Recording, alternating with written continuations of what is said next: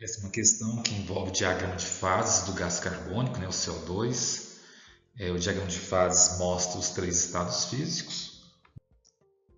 Então, bom, a questão falava sobre o gráfico, né? Então, nós temos o que? Um gráfico de pressão versus temperatura, né? E aqui nós temos as curvas que mostram a situação para o CO2.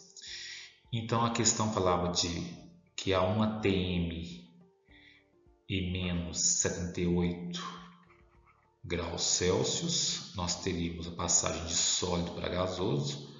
Aqui é o líquido e aqui, desse ponto para frente, né, é o fluido supercrítico.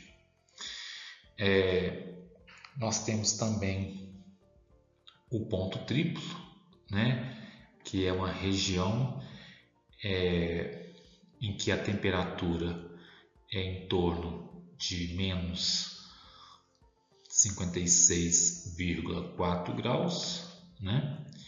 E a pressão é em torno de 5,11 atm. Esse é o ponto triplo, né? Ponto crítico não, ponto triplo, aliás. Tá ok? Bom, vamos lá então. Então, nós queremos que o CO2 esteja em estado gasoso, para que ele possa sair, né, da mistura do café descafeinado. Então, vamos lá.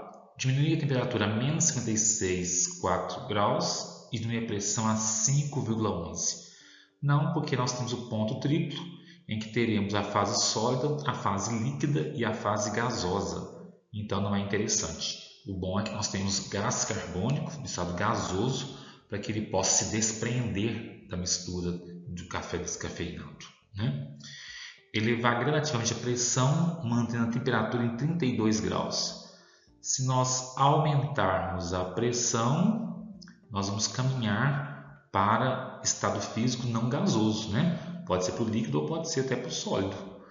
Então não é interessante também não. Reduzir a temperatura até menos 78 graus Celsius e 1 atm. Nessa fase aqui é a mudança sólido gasoso. Os dois estados vão coexistir, então não é interessante.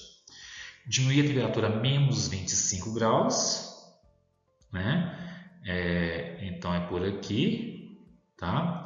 E a pressão atm. Nessas aqui eu botei o gás carbônico gasoso, então é a resposta. Manter a pressão constante e reduzir a temperatura a menos 78 graus.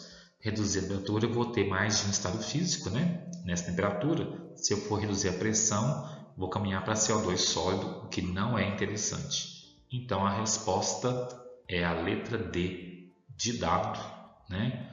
Conforme a gente pode observar pelo gráfico, pelo diagrama de fases.